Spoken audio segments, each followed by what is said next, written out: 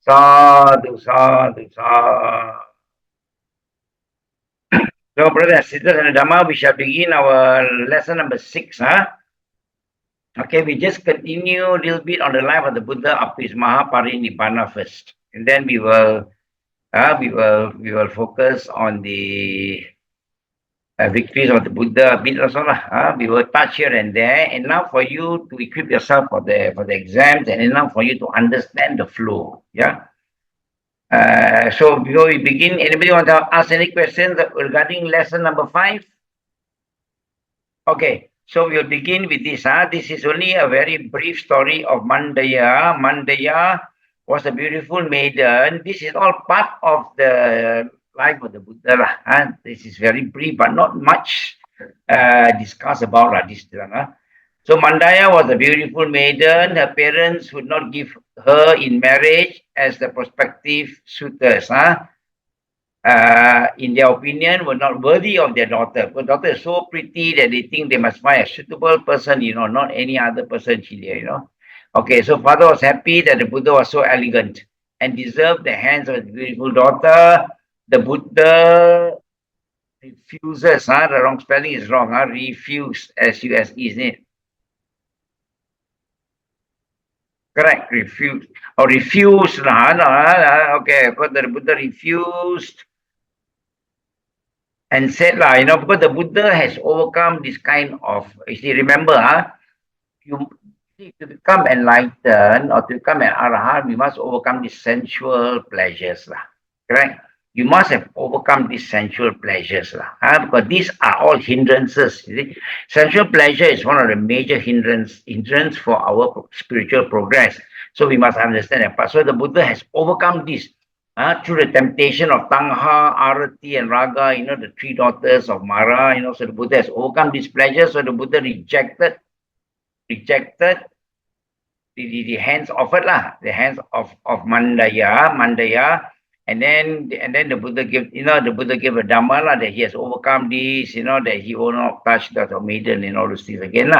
So hearing the Dhamma, the Brahmin and his wife attained Anagami, the 3rd stage of sainthood. Then they realize that this attachment is actually holding up their progress. Okay, so they gave up this kind of attachment also. This attachment is not a responsibility, we're talking about attachment to sensual pleasures, when people think of so much of sensual pleasures and then they get kind of distracted in the daily life.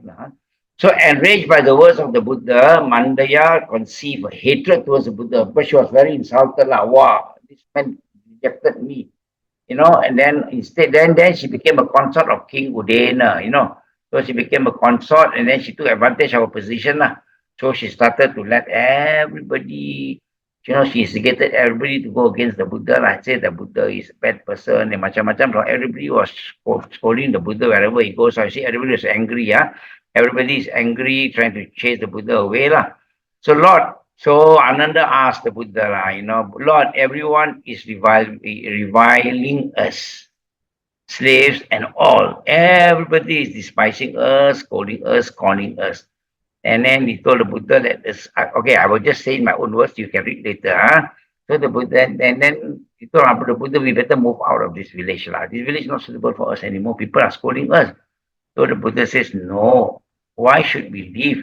If every time you're not comfortable with that village, you leave, where can you go after that? The world is not big enough for you to move around like that. The Buddha says, correct, no? Yeah, every time you go to this place, people talk about you, scold you a bit, you don't like, you must go to the next place. This is reflecting on us, We take this as an inspiration. We go to work. We work in this A company.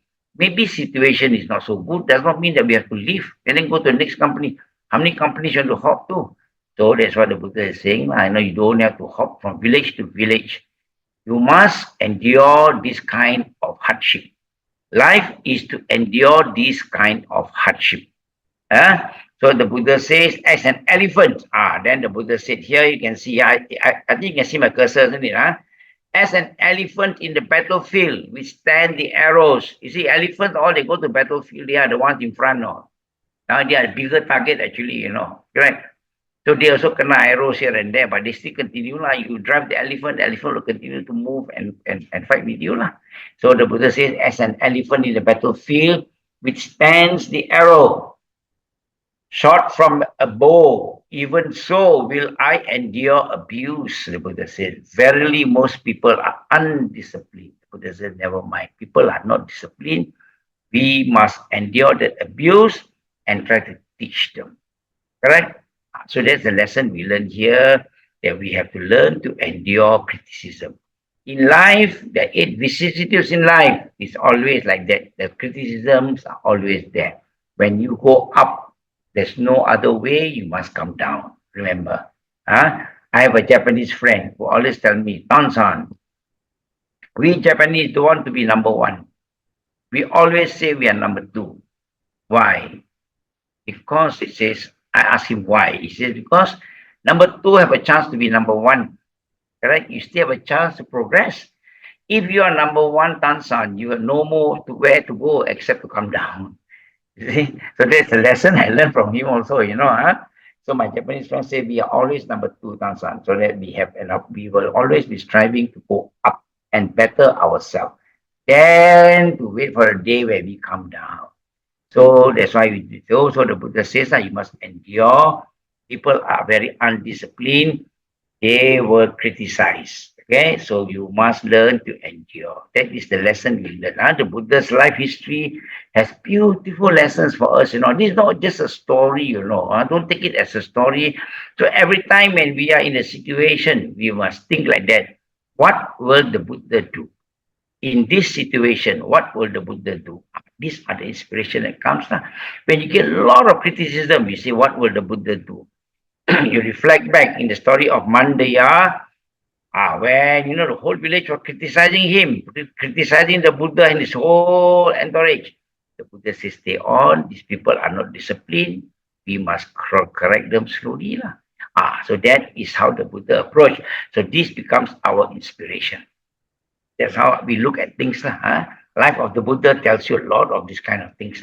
Not just a story, Don't take it as a story, not a fairy tale, but it tells you a lot of stories. So here we see, okay, another part of his life, we see Mahapajapati.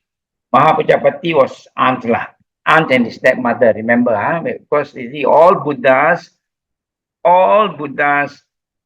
when they are born as a prince or as one of the very leading men there, it can be the president or prime minister, whatever it is, might be called them a king, So when born as son of a king, he was born as Siddhartha. His mother will pass away in 7 days. All Buddhas go through the same lineage. This is called the lineage of the Buddha, Mahapadana Sutta. So the Buddha also lost his mother at the age at 7 years old. When he was 7 days old. Then the auntie, sister of the mother, Mahapajapati. So she looked after the Buddha. He married King Suddhodana and looked after the Buddha as her son. Okay, so there's a stepmother and an auntie. So she wanted to become the nun, She wanted to join the order. She went to see the Buddha 3 times. Each time she went to see, the Buddha rejected, So this is the picture. You can see the Buddha rejected them every time.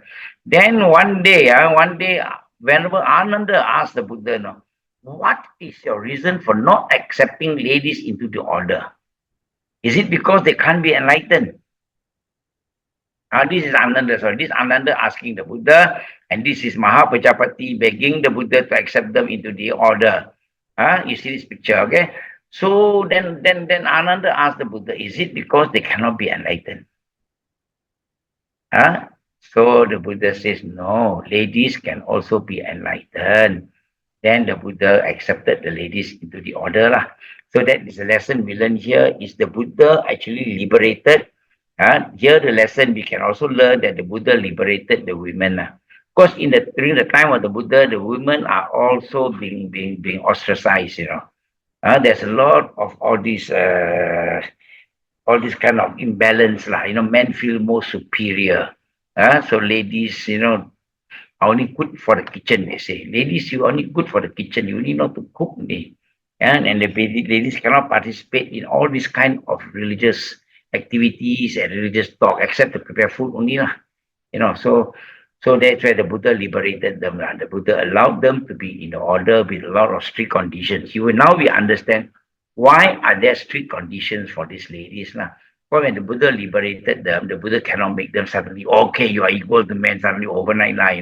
So there are more restrictions whereby there were a lot of things which is not covered here, don't worry so much. But there are restrictions when a lady becomes a nun also.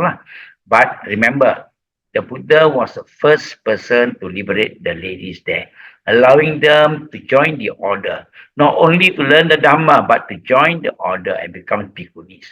That is a great achievement by the Buddha. So if we see here, I would say the Buddha is responsible. Lesson learned, Buddha is responsible for the liberation of women during those days. So woman liberation, the Buddha is responsible. And then also Upali's son was also admitted into the order, live freely with other monks, remove caste system. Another achievement by the Buddha is this is part of your answers later when you want to write about the Buddha's achievement.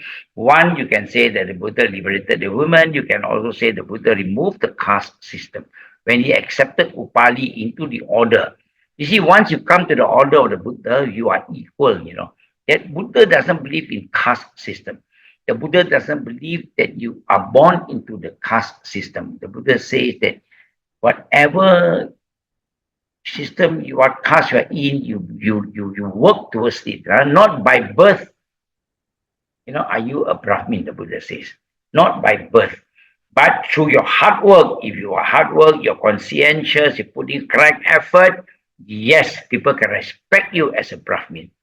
But not by birth are you a Brahmin. So here, the barber cannot mix around with the Brahmins and the Shastriyas, cannot. But when you come into the Buddha's order, when you join the Buddha's movement, when you join and become a disciple, there is no such thing as if you are a Brahmin caste, this is Shastriya's caste, barber means you low caste, no such thing. You come in, you are equal to all. We are all brothers and sisters in the Dhamma. Okay? That is why. And don't forget, just off the records, Upali is also became a very, very renowned student. Don't forget, the Vinaya during the first council is recited by Upali. Remember, he's only a barber, but he became like a keeper of the Vinaya during the first council. They invited Venerable Upali to recite the Vinaya. Okay. So this is basically the story. Another story that we will know. I'm running very quickly, but you can read up on your own later. Read up and to understand the story better, because this all carries a lot of meaning. That's why I'm covering a few of these beautiful stories for you. Okay, another achievement also, the Buddha here, you can say the Kasi Bharadwaja Sutta. Kasi Bharadwaja Sutta. So in the 11th year of the Ekanala. At Ekanala is the name of the place, a Brahmin village. Kasi Bharadwaja Sutta was delivered there. See, the story is about Kasi Bharadwaja, who is a Brahmin. He owns 500 plows. That means he's very rich. There's a lot of plows, people working under him. So they do farming. They're all farmers, they farm and they get a lot of rice, okay? So at that time, the distribution of food by the Brahmin was taking place. And this Brahmin is also very generous. Every time got good harvest, he will distribute his rice to all the villages there. So when the Buddha went there, the Buddha has a purpose. When he appears somewhere, he has a purpose. The Buddha daily, before his alms, before his food, before he takes his meal, before he goes for his alms round, he'll make sure that you use his psychic eye to survey the world and see who deserves to be guided on that day. Who can be an arahant? Who is ready and who can be but not aware of certain things? The Buddha will appear before them. So the Buddha appeared before this man called Kasi Bharadwaja. Then he stood there with his arms bold, and then seeing him, Kasi Bharadwaja, so the Brahmin Kasi Bharadwaja saw the Buddha waiting for alms. Seeing him, he spoke thus. So Kasi Bharadwaja is kind of, this is in a sutta, you refer to your sutta book, is inside. So he told the Buddha, I, oh ascetic, plow and sow, and having plow and sown, I eat. I work. Remember, I plow and I sow, then I eat. You also, ascetic, should plow and sow. And having plowed and sown, you should not go around always asking for alms. That's what he's saying. He's insulting the Buddha. You don't only ask for alms, you should go and plow like we are doing. We are working very hard for a living. Okay, then the Buddha, see, this is where the Buddha use beautiful words, we will find the conclusion later. I too, oh Brahmin, plow and sow. Having plowed and sown, I eat, the Buddha says. And Kasi Bharadwaja asked him, where's your yoke or your plow? You say you plow and you sow. Where's the yoke? Where's your plow? Then the Buddha explained. The Buddha answered, confidence, saddha, is the seed. The Buddha plant confidence. Okay? You plant rice, the Buddha plant confidence as his seed. And is discipline. Discipline is tapo, as the rain. All seeds need rain and sunshine. So the Buddha says, my discipline is the rain. And panya, my wisdom, is my yoke. And the plow, which is modesty. The pole of my plow. And the mind, mano, the rain. Okay? And mindfulness, sati, is my plowshare and the goad. I am controlled in body, the Buddha says, controlled in speech, temperate in food. With truthfulness, I cut away weeds, the Buddha says. Absorption in the highest aranship is the release of the oxen. Okay? Perseverance, virya, is my beast of burden that carries me towards the born-free state, nibbana. Without turning it goes and have gone, it does not grieve. Without turning it goes, without turning it goes and having gone, it does not grieve. Okay? Thus is the tilling done. It bears the fruit of deathlessness, the Buddha says. Okay? So the Buddha is also a master of deathlessness. You can quote this part also. Having done this tilling, one is freed from all sorrows. You see, so the Buddha told him this. I also plow, and I plow confidence as the seed is my confidence, discipline as my tapo as my discipline as the rain, wisdom, and my yoke, and plow, modesty, hiri, the pole, and all those little things you read later again. Time is very short for me. This is my last lesson. I want to cover as much as I can. Okay. So therefore, the Brahmin Kasi Bharadwaja, when he heard about this, he realized that the Buddha is very wise. Correct? So he paise, he quickly find a large bowl, a bronze bowl, and fill it with milk rice and offer it to the Buddha. Make the Venerable Gautama eat the milk rice. The Venerable Gautama is a farmer, since Venerable Gautama tills a crop that bears the fruit of deathlessness. Okay? So remember this word deathlessness. There is a question. They also, why is the Buddha known as the doctor of deathlessness? This is what you can quote. So the exalted one, however, refused to accept this. So when you offer the Buddha, after that, the Buddha says no. What is obtained by reciting verses, the Buddha says, is not fit to be eaten by me. Okay? Thus, O Brahmin, is not the rule of seers. The enlightened reject such food while the principle lasts. This is livelihood. Okay, what does it say here?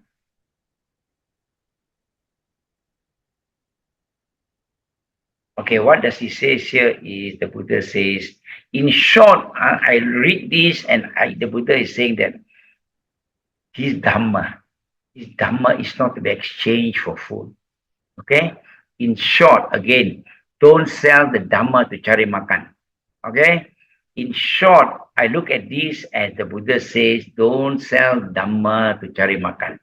Okay? We all are all volunteers. We propagate the Buddha's Dhamma. We share the Dhamma, not because we want to cari makan. Correct? So see, when after the Buddha has taught them that lesson, then they realize that, oh, that is okay, now you deserve this food. The Buddha says, no. After I have dispensed my teaching, I cannot accept that food as a bargain. In short, like exchanging my teaching for food. By the time I want to eat, I must teach you something. No. So that's why it's better for us to serve the monk first, and then they will tell us, they will share the Dhamma after that.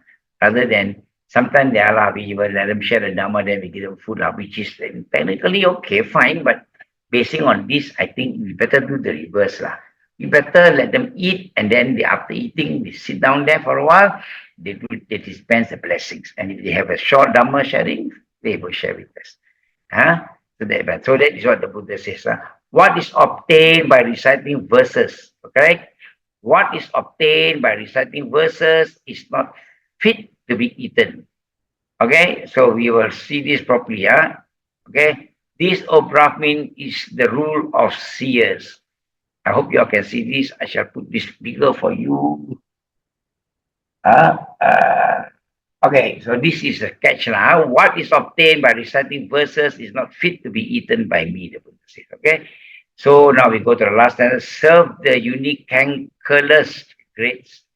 Serve the unique cankerless, great sage of holy calm with other kind of food and drinks, for he is like a field to him.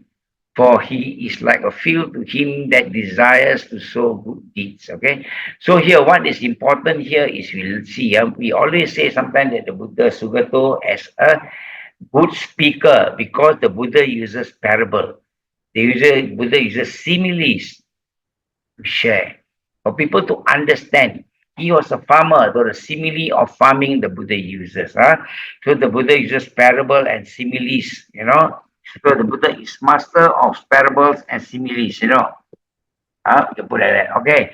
So Buddha uses parable and similes. Here we can quote, why is the Buddha a good speaker?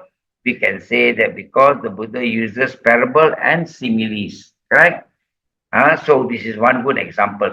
Kasibara Dwaja is where the Buddha uses his simile. Simile as a, farmers, the Buddha used farming as a simile. Okay. Now see what I have after this. Ambali is another one. Ambali is a courtesan. She's a courtesan. Another good story. This is all about the Buddha's achievement. You can quote this in your exams.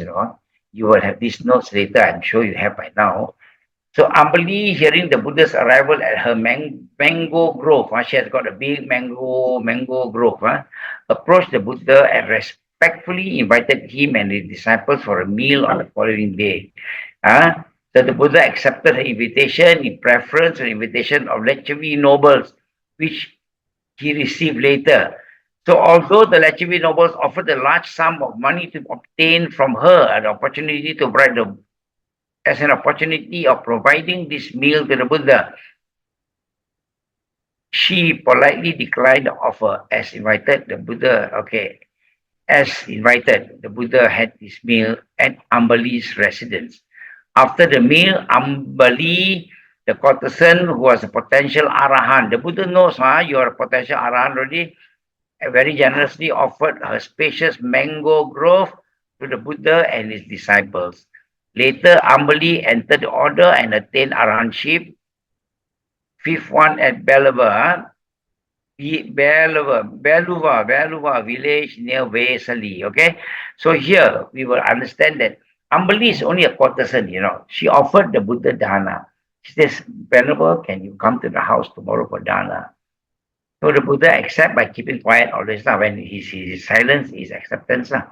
So then the Lechavis later heard, they heard, the Buddha is going to this courtesan's place for dana. Or we are the noble men, we are the noble people. She's only a courtesan.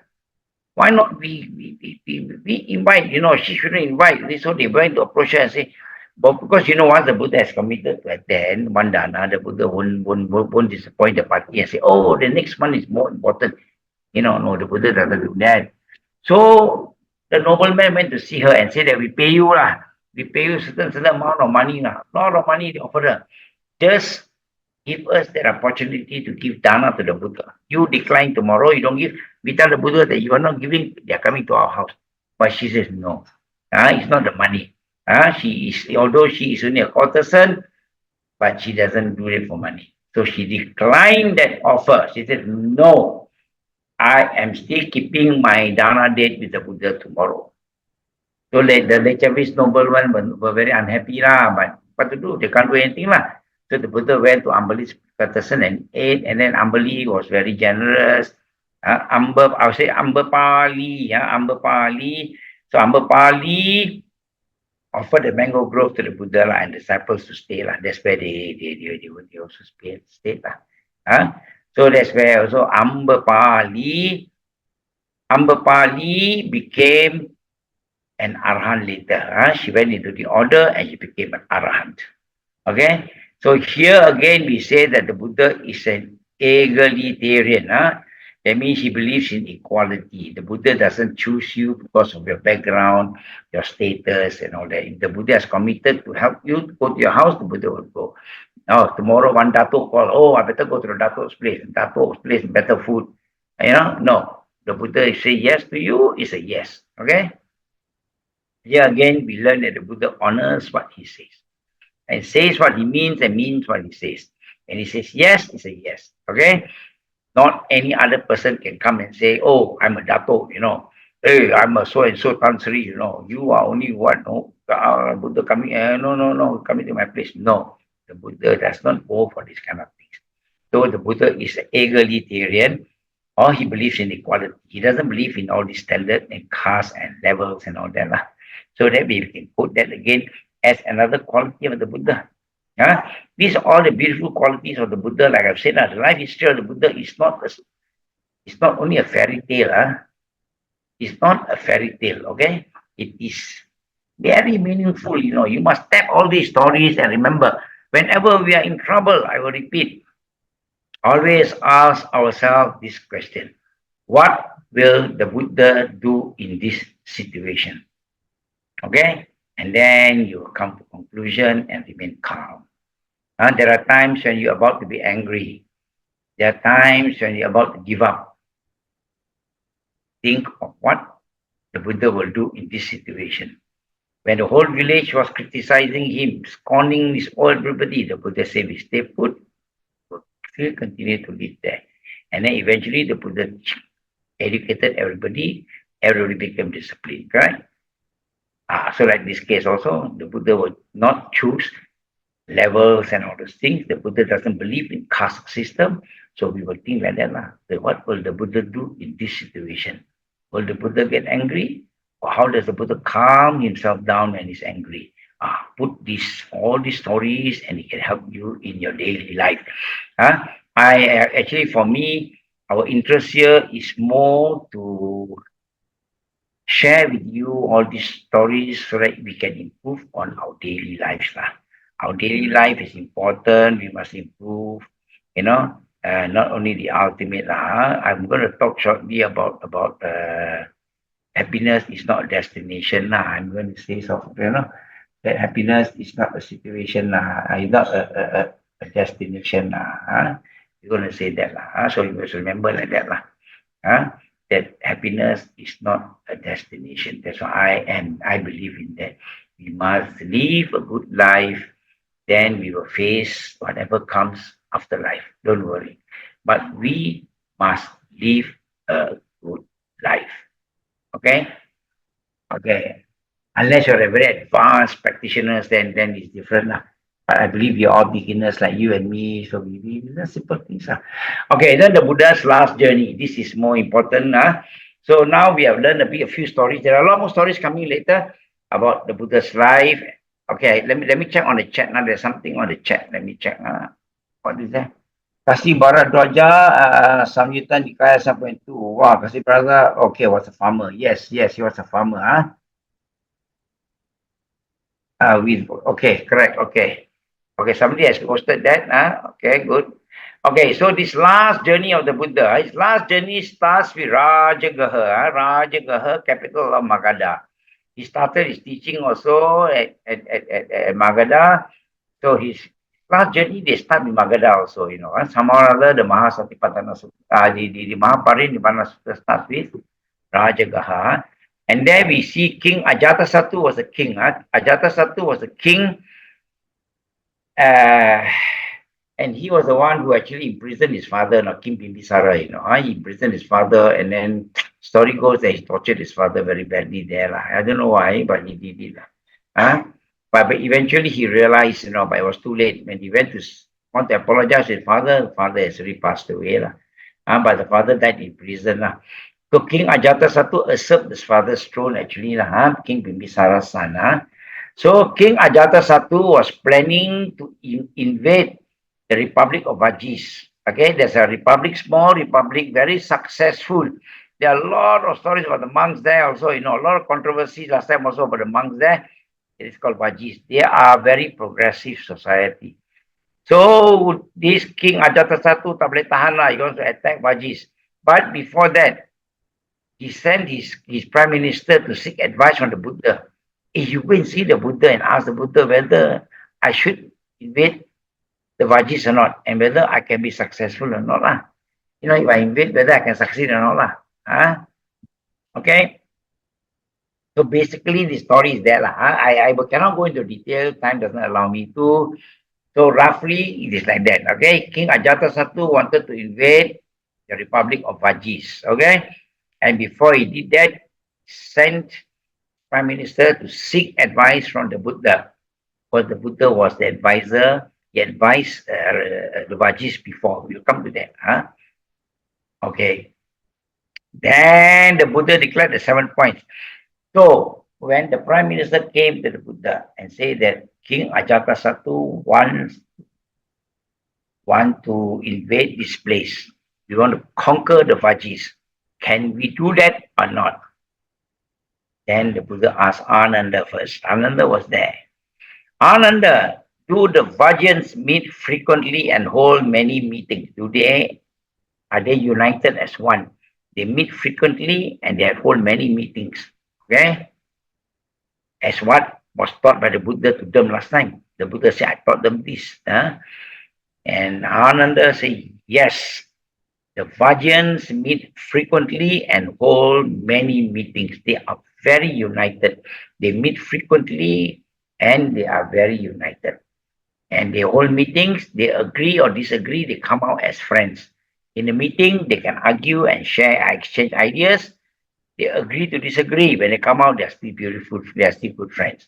So Ananda says, yes, the Vajans meet regularly and hold many meetings. Okay? Then again, then the Buddha asked Ananda again, and they meet together in unity. They rise in unity and perform their duties in unity. Do they do that? Like I told you earlier, I've covered 1 and 2. Are they united? Do they agree to disagree? Do they meet and go out and return as friends? And Ananda said, yes, from what I know, the Vajans are like that. They meet frequently, they have many meetings, they agree to work together. They can disagree, but the majority will rule. They agree with the decision of the majority and they perform the duties. Okay? So the Buddha says, good. So second point, remember, they meet regularly. And then the Buddha asks Ananda again, they enact nothing, not enact, abrogate nothing that already has been enacted, act in accordance with the already established ancient Vajan principles. Okay, you understand this, They don't change those basic principles already established by the Vajan, the older people, all the older Vajans earlier. Okay, in short, it's just like the constitution, and they abide by it very carefully. They don't enact and change and change and change. Tomorrow I take over, I change. Tomorrow you take over, you change. Everything all topsy-turvy, you know. But they say no. They still agree, whoever takes over. I take over today, I still follow the ancient Vajans principle. Tomorrow you displace me, you manage the place, you still follow the ancient Vajan principle. The Buddha said, are they following that principle or are they enacting their own every now and then? Ananda says, no, they are very established, and they follow the established ancient Vajjan principles. Whoever is leading, they still follow the same principle. And the Buddha says, good. There's a third thing they are following. And the Buddha says, do they support, respect, and venerate and honor the Vajjan elders and pay regards to their worthy speech? So do they respect the seniors? Do they respect the venerables there? Do they venerate all these elders? Then Ananda says, yes, they are very respectful of the seniors, of the monks there, and all those things, or the venerables there. They are all very good. They are very respectful. The Buddha says, good. And they continue. Today, no woman or girls or their family are detained by force and abduction. Do they abduct women? Do they abduct children? You know, young children also they abduct, women also they abduct, people's wife also they catch. Do they do that? Buddha says, no, they respect the women and the girls there. Buddha says, good. And the Buddha continued, number 6. Do they support, respect, honor, venerate the object of worship, internal and external? Do they not neglect the righteous ceremonies held before? So do they have their place of worship protected, in short? Do they have place of worship? Do they venerate and honor the object of worship? Do they respect the place of worship, in short? Do they have a shrine in the house? See, everybody has an altar in the house. We call it a shrine, as we all have, and we respect every day to our altar in our house. Pai every day, we recite Namo Tassa every day, we venerate the qualities of the Buddha every day. Like our brother T has said, he chant the Tipiso and up to Swakato and Supatipanno, the Buddha Vandana, the Dhamma Vandana, the Sangha Vandana. So we remember, we reflect on the qualities, and the house shrine, we respect.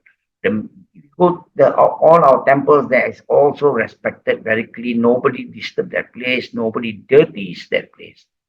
Okay, then that is the 7th point. Okay, then the Buddha says, okay, so long, told the Prime Minister, you have heard all these 7 answers, so long may the Vajjan be expected not to, as long as, we read it, as long as a rightful protection, defense, and support of the Arahants shall be provided by the Vajjan, so the Arahants have not come, may not enter the realm, and those who have entered the realm may live in peace. Do they respect all these people, Arahants and all these people? The Buddha says, and Ananda says, yes, all the people there, all the religious people are respected.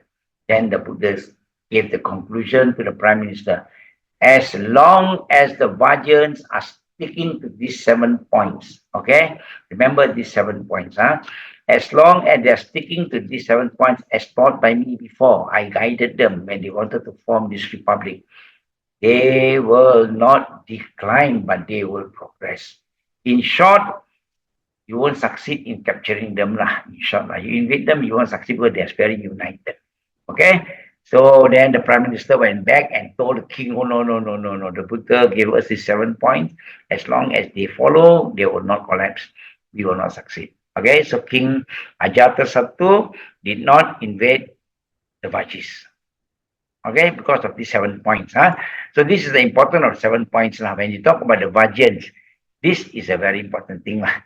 Okay, and then hearing these 7 conditions of welfare, which the Buddha himself taught the Vajjans, the Prime Minister Vassakara took leave of the Buddha, fully convinced that the Vajjans could not be overcome by the king of Magadha in battle without diplomacy or breaking up the alliance. Okay, so he says we cannot win. Okay, so what does we learn from this lesson is that the Buddha also promoted or propagated democracy in society. The Buddha believes in discussion. The Buddha believes in the majority voice. The Buddha believes in all this. All right, so we can learn in this. We can say that the Buddha is actually the father of democracy. He started this 2,600 years ago. Told them to meet carefully, discuss carefully, put votes and all that, and then peacefully rule in accordance to the voice of the majority, in short. That's what the Buddha did. You realize if you see the 7 conditions there, that's what the Buddha says. People must be very, society must be must be disciplined, in short.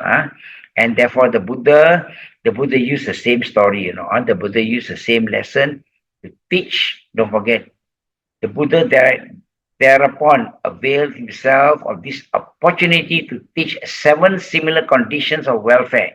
The 7 conditions of welfare, remember, you can remember them by heart. Mainly for the benefit of his disciples. He summoned all bhikkhus in Rajagaha and said, then he used the same thing and called all the bhikkhus, you come here, all the bhikkhus to assemble. And then he gave the 7 points again. As long, O discipline, all disciples, as the bhikkhus assemble frequently and hold frequent meetings, that is important, the Buddha says. Then the bhikkhu order will not collapse. The bhikkhu order will progress. If they have assembled, okay, my sentence may not be complete here, but you know what I'm trying to say here. As long as all disciples, as the bhikkhu assemble frequently and hold frequent meetings, and okay, continue the part. Then the bhikkhu order will not collapse. Put that, yeah, better write for you. Guess I forget the bhikkhu order will progress. Better lah. Let's be more positive. Okay. Now the bhikkhu order will progress. Okay. If the bhikkhu don't meet, every bhikkhu wants to have their own ideas and hancur the whole of the Buddha sasana. So the Buddha says, so they must meet and all this stuff. So they meet at Upasata Day and discuss whatever mistake they made. Number 2 condition, as long as the bhikkhu meeting together in unity, rise in unity and perform the duties of the Sangha in unity, bhikkhu order will progress. Tambah that. Okay, they meet together in unity, they rise in unity, perform duties in unity. And the Buddha says, as long as the bhikkhu shall promulgate nothing that has been promulgated, abrogate nothing. What has been abrogate? Okay, not can also. What has been promulgated and acting in accordance with the already existing rules. So that's why all the Vinaya rules you don't really change. The Buddha says, as long as they stick to whatever has been done, they will succeed. They will progress. Don't go and change. Not for your convenience, tomorrow you say this can be done. For the convenience of another gentleman, they say this can be done. So no. The Buddha says, stick to what has been promulgated. Okay? So as long as the bhikkhu support, respect, venerate, and honor those long ordained theras of experience, the fathers and leaders of the order, and respect their worthy speech. As long as you do this, it's quite straightforward, isn't it? Now you respect the senior monks, as a father and leader of the order, and then this is going to be very peaceful. Okay, we must respect the elders. So you notice that all our Theravada monks, when they walk in a line in the queue, the senior is always in front, followed by the next senior and the next senior and the next senior and the next senior, and it goes on until the junior. So as long as bhikkhus fall not under the influence of an uprisen attachment that leads to repeated birth, that means as long as the bhikkhus are not attached to a lot of kind of things. As long as the bhikkhus know they don't fall under the influence of uprisen attachment. The bhikkhus are not attached to food, are not attached to sensual pleasures, are not attached to this kind of families, not attached to that family, not attached to this, not attached to that, not attached to even their viharas, as long as the bhikkhus are not attached to this kind of thing, the Buddha says, that leads to repeated birth. Attachment leads to repeated birth, all this kind of attachment, then the place will succeed, the Buddha says, okay? And then as long as the bhikkhu shall delight in forest retreat, try to take delight in forest retreats. They must do that, okay? As long as bhikkhus develop mindfulness within themselves, discipline and remain celibate, the bhikkhus are not expected to decline but to prosper. Okay, this is the last word that covers for all the seven. Yeah, you can put this word. Remind, the bhikkhus are expected not to decline but to prosper. All the put in the words. Okay. So that is the meaning. So the Buddha used that also for the bhikkhus. Okay. Okay. Any question for up to here? Up to this Buddhist thing? Anybody wants to say something? So anybody has anything to say up to here? No. Okay. We continue. I know you had classes yesterday also. You must be tired, huh? Okay, we continue a bit. With boundless compassion, the Buddha enlightened the bhikkhus on the 7 other conditions of welfare as follows. Okay, so these are 7 welfares. The Buddha says, this extra, this extra, I don't think is critical for you. No need, above, yes, since I've done it for you, you just read. As long as the bhikkhu shall not be fond of, or fond or delight in, or engage in business, as long as the bhikkhu shall not be fond of, or delight in, or engage in gossiping. No business, no gossiping. Okay? As long as the bhikkhu shall not be fond or delight of sleeping. Don't always want to say, I'm sleepy, I must sleep. Bhikkhus must not be engaged in business, must not be engaged in gossiping, must not take too much delight in sleeping all the time, as long as the bhikkhu shall not be fond of delight in or indulge in society. Don't get involved too much in society, running of the society, running of this thing, because it brings you a lot of complication. As long as you don't get involved in business and also society work, gossiping and too much sleeping, and the Buddha continued, as long as the bhikkhu shall neither have nor fall under the influence of base desire. Base desire means sensual attachment or sexual attachment. But the sexual, this case is more sexual. Base desires are sexual desires. So as long as bhikkhus are not influenced by sexual desires, base desires, as long as the bhikkhu shall not have evil friends or associate and shall not be prone to evil, avoid the evil people. Bhikkhus always keep your community good, don't get the bad people in. So long as the bhikkhu shall not stop at mere lesser special acquisition without attaining arahantship. And as long as the bhikkhus have that target to be an arahant, don't fall short of that target. Okay? And as long as the bhikkhu shall not devout, modest, conscientious, and these are extras and extras, I don't think I should put that anyway. I don't know why I put it in already.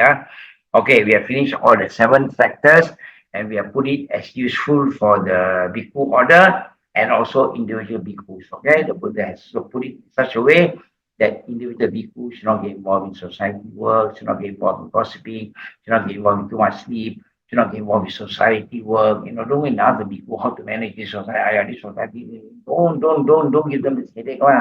And they are not involved in sexual desires, they are not involved in all this. Then the dead bhikkhu, and then he must not fall short of targeting to be an arahant, and then bhikkhu will succeed. That's what the Buddha says. The bhikkhu, this is from the country to the sangha community to the individual bhikkhus. The Buddha has covered for them. Okay. Okay. Anyway, if there are no questions, I continue. If there are questions, you can always raise your hand, but I can't see, because you can just interrupt, I guess, because I can't see whether you're raising hands or not. Let me just take a quick look if you're raising hands. Anybody raising hands? I'm not sure. But yeah. Okay. Because I'm not looking at your screen now. I'm not looking at the screen, so I will not know if you're raising hands. But you can interrupt us with your questions. Okay, then we go to the last meal. Time only allows me a little bit more for the last meal. So we will not. Okay, so the seven factors, all you understood already. The 7 conditions of welfare. So the last meal. So the Buddha had this last meal. Okay, this is important. The term is important because you will find that in your objective question they may ask you this. Some of these names are important. Some of these things that I told you, seven conditions of welfare and all that because this all may not appear in subjective part. They appear in objective. What did the Buddha say about the Vajis? Is it the 7 conditions of welfare or 7 factors of enlightenment or what? And then you think one. So sometimes it happens like that. So you must know lah, this is called 7 factors of welfare lah. So now here the Buddha's last meal, he took this last meal. Yes, they asked you what was the Buddha's last meal.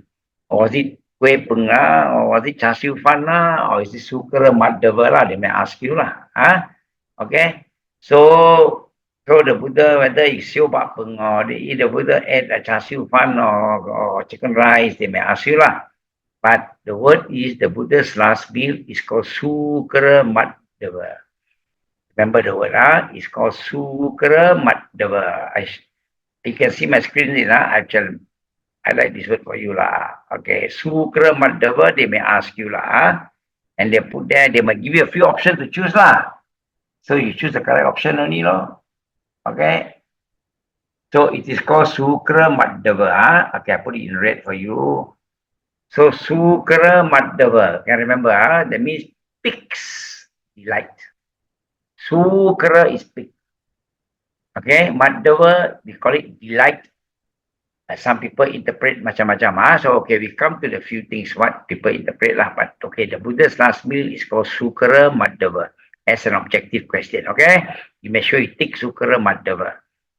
How you interpret sukra madhava is not important. Don't worry, but there are many interpretations I will cover for you later. Okay, so the Buddha took his last meal of sukra madhava. Okay, we call it pig's delight. Madhava means the soft, nice part lah. Nice, they say nice part lah. So sukra, nice part. Okay, so sukra's delight, pig's delight. This was offered by Chunda. Okay, that's another name that I remember. Who offered the last meal to the Buddha? Chunda, the blacksmith. He was very kind. He saw the Buddha coming that way. He said, okay, I will offer you sukra madhava lah. Of course, there was a very hot meal that time. Very, very, very popular meal. Okay, let me have my 1 minute. Okay. Some define sukra madhava as the tender part of the pig. Okay, sukra, nobody argues with you, it's called pig. Madhava, they say it's the delicious. I don't know what you say, delicious. Okay, sukra madhava. Okay, so some say that is the tender part of the pig lah. You say delicious sukra, delicious pig must be that tender part lah. Okay. While others say that the food that the pig likes, sukra madhavas, the pig's delight. What is a pig's delight? Is a special mushroom that they eat. Pigs like to eat all these special mushroom one, even in Malaysia, the pigs will eat all this floating, I know what you call it, like, those special things, those are called sukra madhava, the special mushroom. So that is also the pig's delight. Now, pig's delight, special part of the pig, or what the pig likes. So some people say, no, it's what the pig likes. The pig likes that mushroom. And the Buddha, by then, they say, should have been a vegetarian, they say. By then, when the Buddha was so old, the Buddha would have refrained. The Buddha did not enforce vegetarianism to all, but he might have practiced vegetarianism, some says lah. But don't worry, but this is just extra stories to tell you to make life interesting lah. So it is called sukra madhava, the tender part of the pig. Okay? While others say that that is the pig's delight. Pig likes that. What the pig like is called a special mushroom. That's why we say the Buddha ate some poisonous mushroom. That's why they say he offered by Chunda, the blacksmith. Blacksmith went to pluck all these mushrooms. He might have plucked a wrong mushroom also lah. He must have plucked a very poisonous mushroom. That is why after the Buddha has eaten that mushroom, eaten that dish, the Buddha said, don't offer that to anybody. Only I will take that dish. So the Buddha took that special dish alone. After he has eaten enough, he told Chunda to take that balanced food and bury it. The Buddha knows. The Buddha said, bury that food. Don't serve to any other person. Right? So here you see the stories that the Buddha knows that he will die of food poisoning. He cannot run away. Death is inevitable. The Buddha knows that we will have to die one day. And he is prone to die by food poisoning. So that's why he didn't want to poison the rest. He ate alone.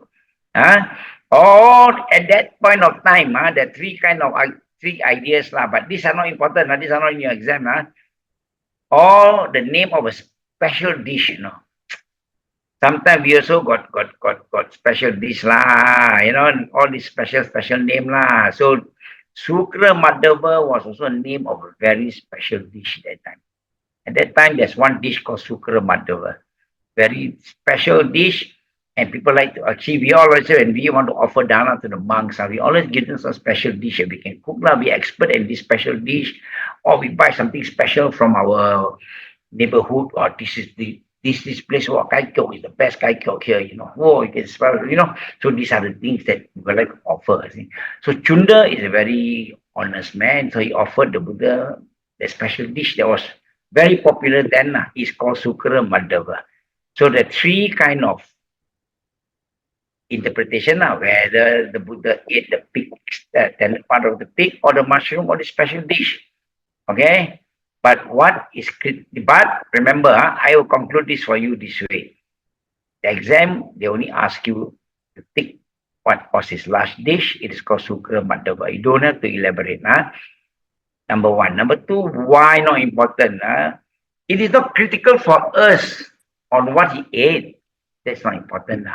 But what is important here is that we know that the Buddha was born a human, he lived as a human, and he died as a human. Don't forget, we in Theravada Buddhism, we take the Buddha to be a human.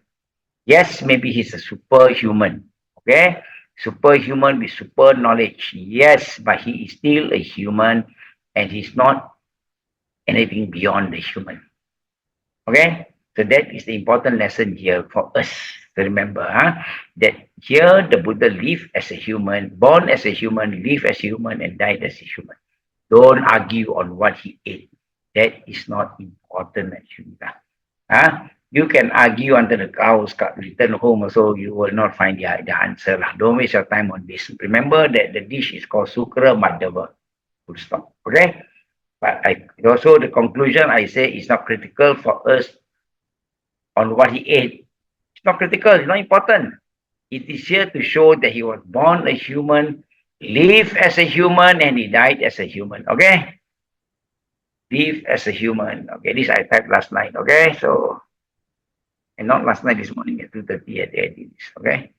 Okay, so here, okay, then again here we learn on the last part of the Buddha's life. His journey. Also in one instance, he reminded Ananda. Here the Buddha spoke on the 4 sacred places of pilgrimage for Buddhists. The Buddha did say that if possible, the Buddhist should be able to visit his place of birth.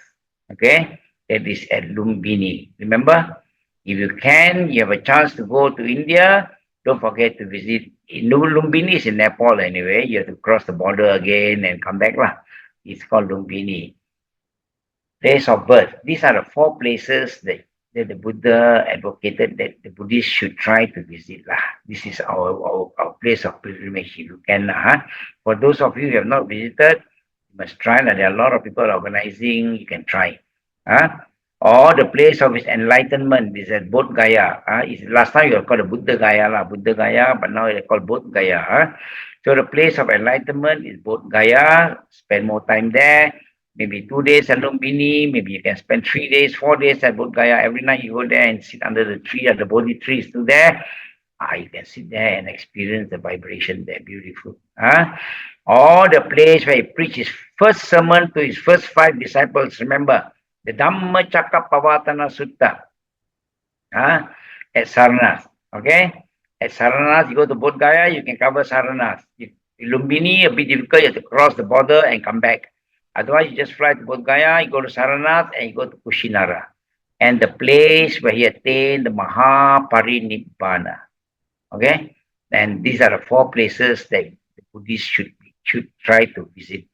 Place of birth of the Buddha, which is at Lumbini. Place of his enlightenment is Bodh Gaya.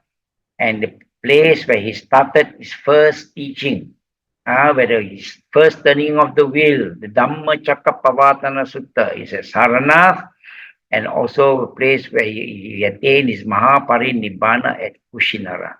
These are the 4 places that we should try to visit. For those younger people, you can visit and they will probably need about 14 days to take you around India. You go 14 days around to other places. Uh, and then, okay, the toilet facilities have improved very much now. Don't worry so much. We hear a lot of stories, old stories where no part, not much toilet facilities. You bring umbrella there, and then you go to the jungle. You go to the. I think now it has improved a lot. They say lah. My last visit was about 3 years ago. Okay, it wasn't bad. I brought my family there. It wasn't bad. Yeah, but I only visited these important places. I did not visit the rest of the places. For those of you who are working, maybe it's difficult for you to spend 16 days, to take 16 days leave in a row. Then you can target to fly to Bodh Gaya, go to Saranath, go to Kushinara. This tree is possible. Within 7 days, you can have a beautiful time there. If again time permits extra 2 days, you can go to Lumpini. Then you've covered the 4. It's beautiful. So those, and the Buddha has said this, the Buddha has assured this again, those who pass away during the pilgrimage with strong faith, of course, when you pass away, you have faith in the Buddha, Dhamma, and Sangha, will be reborn in a heavenly plane. Don't worry, if you are there suddenly, then we get some problems and we die. The Buddha said, don't worry, those people who die during the pilgrimage will be reborn in the heavenly plane. Okay, so so this is what we have to do here. Let's see what else I have for you here. Okay, then the Buddha's last convert. This is another important item. The Buddha's last convert. Remember, okay, I have actually not covered in detail the Mahaparinibbana Sutta because of time constraint. I wanted to cover all this achievement for you. Okay, so the Buddha's last convert. The Buddha's last convert is called Subhadda. Subhadda. So how was he converted? Actually, when the Buddha was very, very, very ill, you see the Buddha's determination. This is our inspiration for us, That's why I'm saying we must think like that, The Buddha was very, very ill at his, I use the word deathbed. He was actually at his deathbed. Comes this ascetic, this prominent ascetic came. Now this is all this. Then you wanted to see the Buddha lah. So, but Ananda says, no, please do not disturb him. He is resting. One time. Then this ascetic called Subhadda. These are called the roaming ascetics. They go around and learn everything one not. They like to go around and ask and ask and ask and ask and ask and ask and ask. And you know what they're asking also lah. They go around. These are called roaming ascetics. So we must not be that. We must be firm. Our mind must be firm. But these are the ones who goes from A to B to C to D to E and they go around and around and around. So finally he went to the Buddha. He went to all these six leaders before lah. All these six gurus. So finally he went to the Buddha and asked permission to see the Buddha. Ananda says, no, the Buddha is resting. Don't disturb him. He's very sick. But he is roaming ascetic, very, very persistent. He said, please let me see the Buddha. Please, my last chance. Ananda says, please don't disturb him. He is resting. Don't disturb him. But he insisted and asked 3 times. Then the Buddha overheard the conversation. You see, then this is our inspiration. The Buddha heard and the Buddha says, never mind. Ananda, never mind, let him in. Let him in. Let him ask what he wants to ask. If you can help a person, even my last breath, I help. That is the attitude you should have. Correct? That is what we tap here, the inspiration. Then this Subhadda came to the Buddha and asked the Buddha. His question to the Buddha is very... You see, Subhadda has gone to see all these 6 prominent gurus. During the time of the Buddha, actually there were 62 leaders, teachers. But these are the 6 very prominent ones. I won't tell you that theory, we don't have time. One is called Purana Kassapa. They may ask you this question. They may ask you to think, who are the 6 leaders or religious teachers during the time of the Buddha? They only focus on the 6, okay? So remember the names. Purana Kassapa is one. This is not the Kassapa brothers, okay? This is called Purana Kassapa. Makkhali Gosala. Makkhali Gosala, okay? And then there's one Ajita Kesa Kambali. Ajita Kesa Kambali. Okay, the third one. And the fourth one is called Paduka Kachayana. Paduka Kachayana. Okay, Paduka Kachayana. And the fifth one is called Sanjaya Velattaputta. Sanjaya, Sanjaya, Sanjaya, Sanjaya, Sanjaya, Sanjaya, but we normally call Sanjaya. Okay, Sanjaya, Sanjaya Velattaputta. Sanjaya Velattaputta, Sanjaya, Sanjaya. Yeah, okay, ye can. Okay, put an E if you like. Or Niganta Nataputta. Niganta Nataputta. These are the 6 very prominent leaders or teachers in the time of the Buddha. So these roaming ascetics have learned from all these, okay, all their 6, all their theories. The one that's remaining today is Niganta Nataputta. These are the ones that is the Nigantas are still in India, they are the naked ascetics. They are the naked ascetics. If you're lucky, you go to India, you may find them practicing somewhere. I see all the people are naked. They are fully naked. So these are called a Niganta Nataputta. Okay. So now, this prominent or this roaming ascetic asked the Buddha, please, Buddha, tell me who is correct. Among these 6 people, all claim macam-macam, it says, but who actually has seen the truth? Apart from birth, have thoroughly understood. So the question he asked the Buddha, his question to the Buddha was whether the 6 very prominent ascetics, then apart from the Buddha, have thoroughly understood the truth or not. He says, everybody claims they are the truth. Have they really seen the truth? Asked the Buddha, okay? That was his question. So remember the question also, very important. Remember the 6 names. They may ask you to pick all the 6 names. They might put other names inside. And put 5 correct names, 1 wrong name, or they give you 3. I do not know what they will ask you, but try to remember the 6 names. Okay, Purana Kassapa, Makali Gosala, Ajita Kesa Kambali, Paduka Kachayana, Sanjaya, Velattaputta, and Niganta, Nataputta, Niganta, Nataputta, these 6 people are. So they asked the Buddha whether these 6 people have really understood the truth. If so, the Buddha's answer is very simple. The Buddha doesn't condemn people and say, don't trust Purana Kassapa, don't trust Maka. No. The Buddha never said that. The Buddha will not pull a person down. Okay? The Buddha will not say that you are, no, don't follow him, he's rubbish, don't follow him. No, I only is the truth. No, the Buddha does not do that. He's an Arahant, he's a Samma Sambuddha, no more ego. Okay? Remember.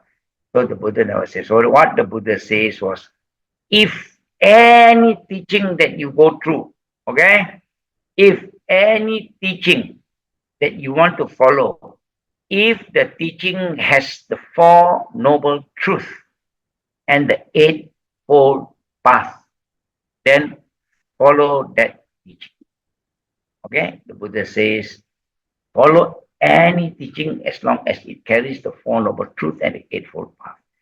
And today, after today also, if you read the introduction of the what one teaches one, I forgot the book title of the book, where the priest wrote there that Buddhism is the only religion with the 4 noble truths. It's written by a priest, the priest and our Buddhist monk, about 2 masters, 2 masters, 1 religion. Yes, the book, a very old book, 2 masters, 1 religion. And it was written by one priest also. So he says that Buddhism is the only religion with the 4 noble truths. So the Buddha's advice to Subhadra was, don't worry, follow any teaching that has the 4 noble truths and the 8-fold path. Then from that is a true teaching. Then Subhadra realized the true teachings of the Buddha and requested to be ordained as the disciple of the Buddha. And the Buddha still agreed. Although he was very sick, he still agreed. And to Ananda, please arrange for his ordination. And they ordained him also to be a disciple and also higher ordination. Okay, so that is the last disciple of the Buddha. Is called Subhadra. Subhadra, there are 2 Subhadra. One is is that the crooked barber Subhadra lah, but not this one. This Subhadra is not a barber Subhadra. Okay, this is the roaming ascetic. So then he became the disciple of the Buddha and eventually became an arahant. Okay, and the Buddha's last words. Okay, they may ask you again, what was the Buddha's last words before the Buddha attained the Mahaparinibbana? The Buddha told the people. What was his last word? These are very important last words. They always ask you this question, They may ask you to quote lah. They tell you which is the last word of the Buddha, you take lah. So behold, O disciples, I exhort to you, subject to change all component things, strive on with diligence. Okay, so these are the Buddha's final words. Remember, they will ask you this question.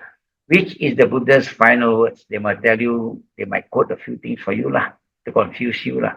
But you have to remember, it's called subject to change all component things. Strive on with diligence. Okay? Subject to change all component things. Strive on with diligence. These are the Buddha's final words.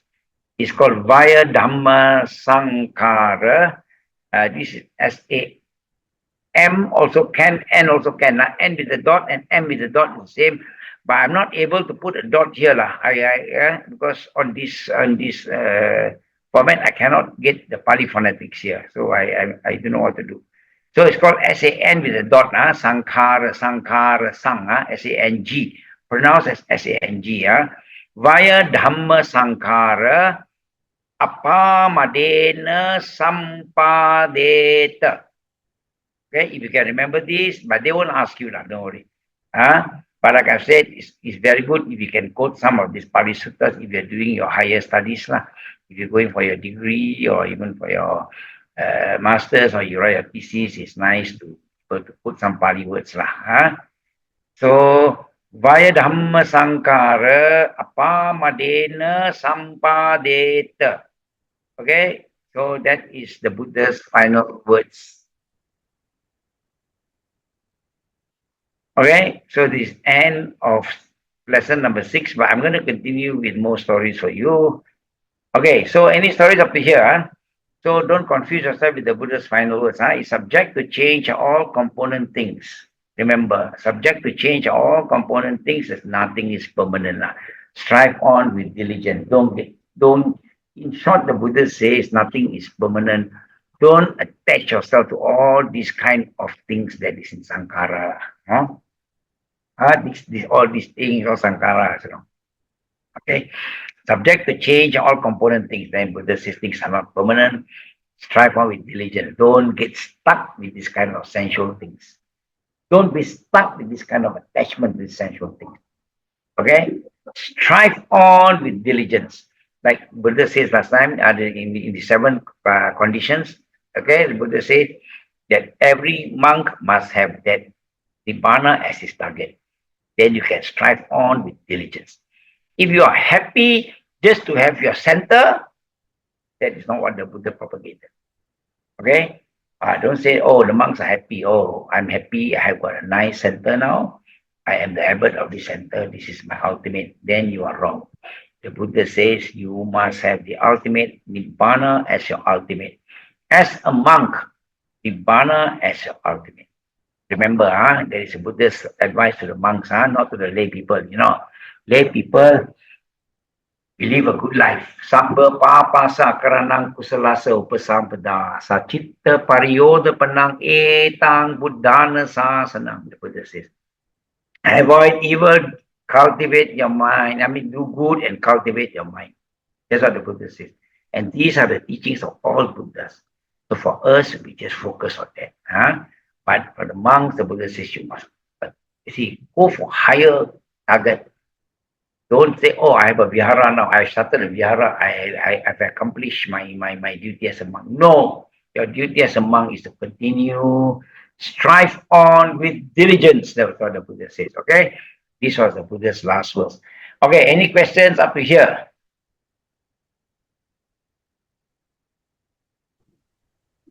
Brother, Yeah, can you please explain or expand on this last exhortation from the Buddha?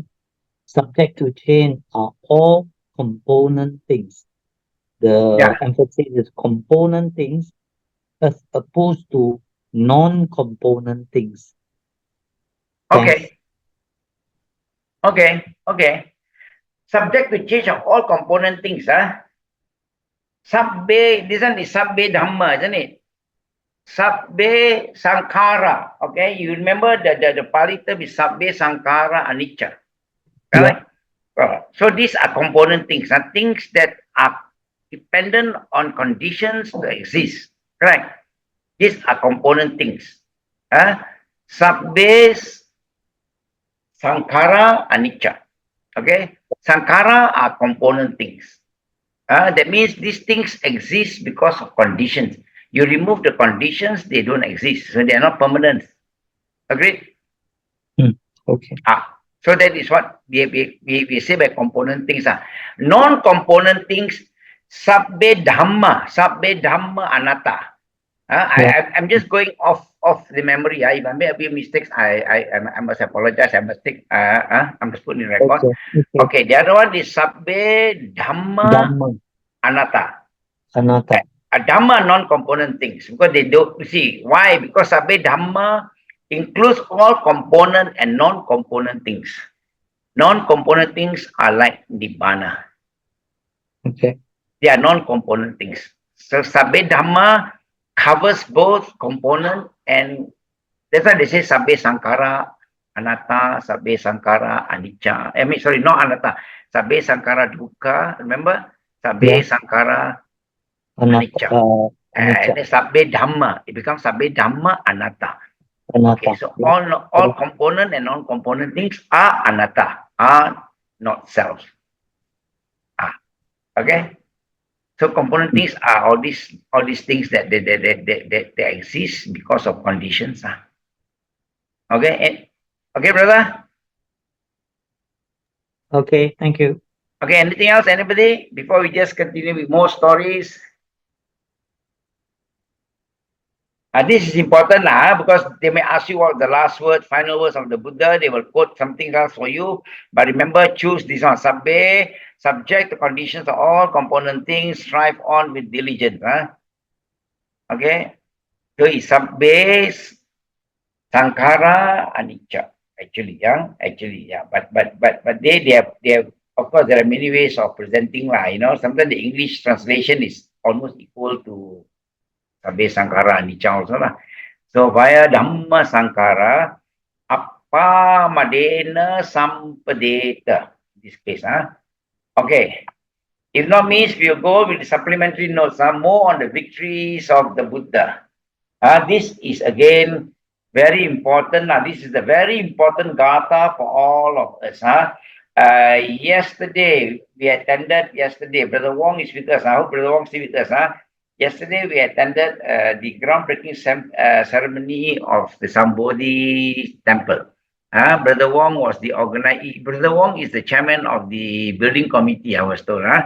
So yesterday, they had the building groundbreaking ceremony. It was very, very well done. They got about 13 to 15 monks there. The Vajrayana monks also chanted their blessings. The Mahayana monks chanted their blessings, and of course the Theravada monks, led by Venerable Saranankara, he also chanted short blessings. We all chanted about 3 minutes blessings only. Very beautifully done, and I think everybody enjoyed it. So this is a very important gatha. I told you, Jaya Mangala gatha. So so the and then in the finale of the blessings, of course, each of them took only about 3 minutes to chant. Very good, very short and very sweet.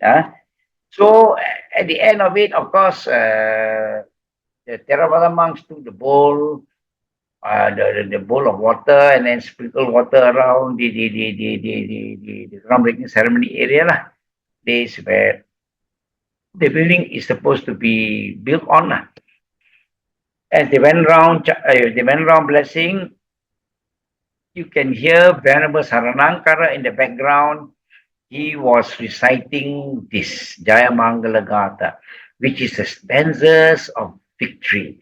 You see, we Theravadins, every time, okay, for us, every time we finish a year, and we welcome the new year, we like to sing the Jayamangala Gatha to usher in the new year or to say farewell to the past year because we have been successful in the past year. We survived that year and we are now looking forward to the new year. Every year, our group, the Unison Chanters, also, we will have the puja to usher in the new year, and we will also sing the Jaya Mangala Gatha. And as these monks were actually sprinkling water around, Venerable Saranangkara was actually reciting this, and I shall repeat this for you, or these two stanzas, and I will tell you the meaning of these stanzas.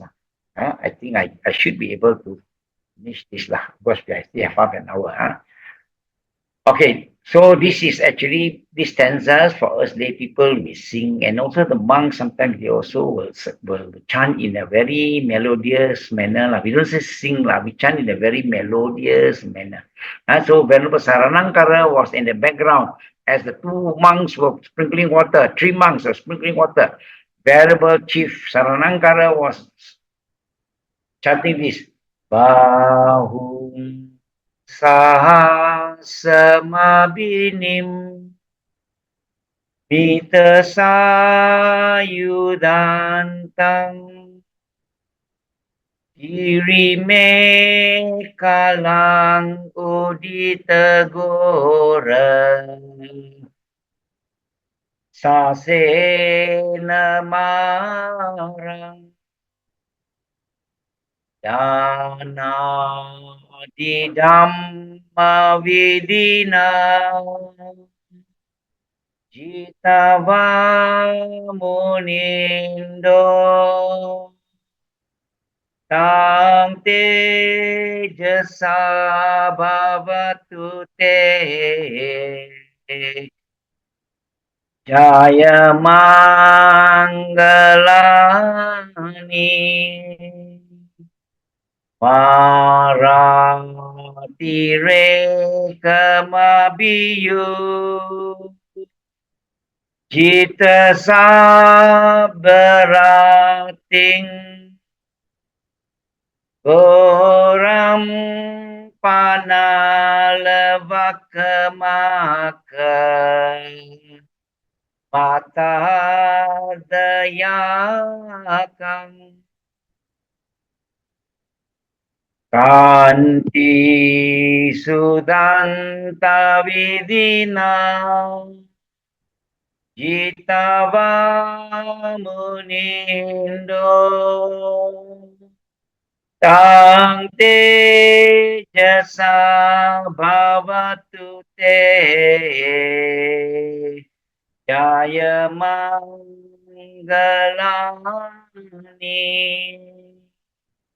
Okay, these are the first two stanzas of Jaya Mangala Gatha. You can hear this also from Imi Ui. She has made it very, very beautifully. And also, there's another girl. I forgot her name, but her surname is the Barwa from. She is Bangladeshi. You can Google for this song, Jaya Mangala Gatha, and you listen to the song by this girl called Barwa. Something Barwa. I forgot her name, but her family name is Barwa. Barua. Or Imi one is also very, very, very soothing. Okay, the meaning of this stanza is creating 1,000 hands. These are the achievement of the Buddha. Okay, we are singing the achievement of the Buddha and which will become an inspiration for us. Like I've said all along, all these stories are not fairy tales, are not telling you to waste your time just because oh, no life is short. No, but this carries a beautiful meaning. It inspires us to do the right things at the right time. Now, here is the first victory of the Buddha, we say, Now we say, Bahung Sahasama Bini Mitasa Yudantang, creating 1,000 hands armed with weapons. Don't forget, 1,000 hands armed with weapons. Giri Mekalang, Mara seated on the trumpeting ferocious elephant. Remember, I will show you the picture later.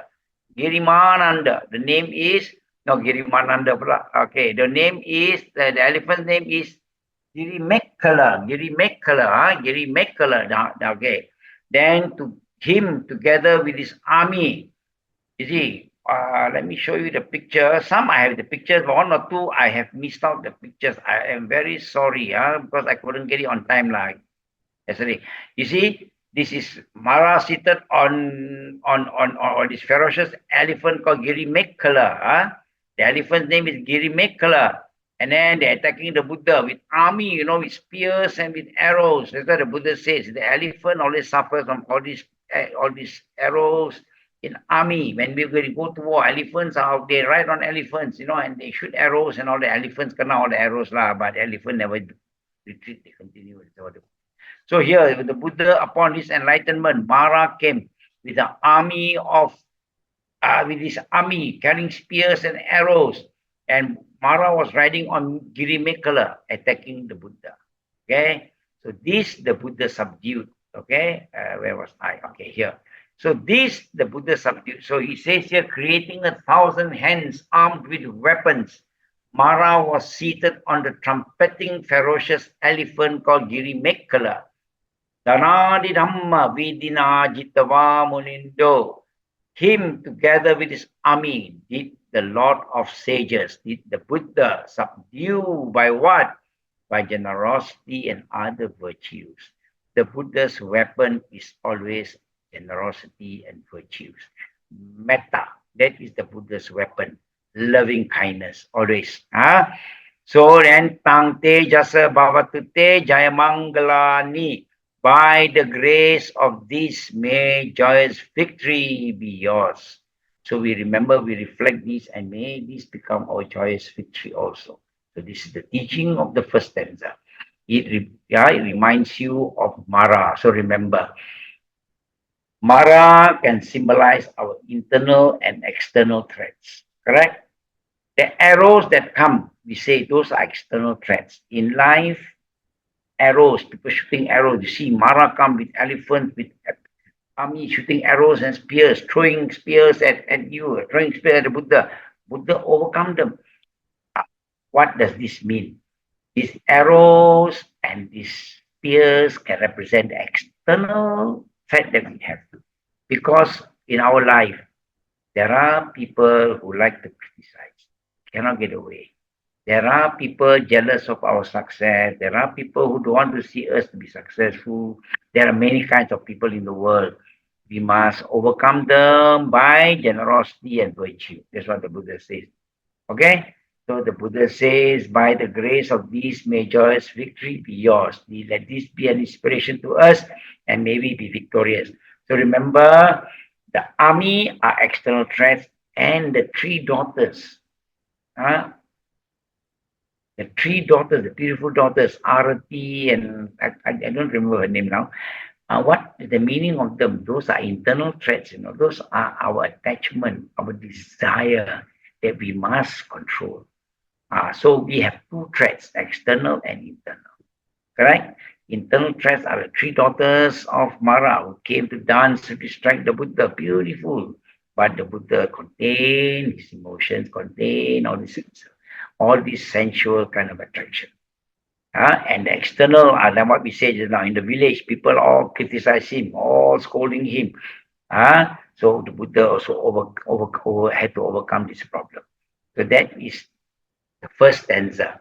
Okay, it talks about Mara, the Buddha overcome Mara, which is the Buddha overcome the external and internal threats of him. Okay, of his. Not easy, our internal threats are not easy to overcome. External is another one. Okay. The second stanza here is says Mara tireka mapiyum jita sabarating. More ferocious than Mara. Oh, this is even more. Goram Panalavaka. Okay, this Panalavaka is Alavaka. Maka Matada Yap Klang. The obstinate demon called Alavaka, who battled with the Buddha throughout the night. Alavaka is a very, very, very strong demon. He's even worse than Mara, So, Kanti Sudanta Vidina Jitava Munindo. Okay, him did a lot of sages subdued by means of his patience. Correct? The Buddha practiced a lot of patience, kanti, and self-control to overcome this alavaka, the obstinate demon. Okay, by the grace of this, may joyous victory be ours. So alavaka is another story that you can quote. The Buddha's how the Buddha's achievement, if you want, the special achievement. This is called alavaka. You look at his picture; it's very fierce.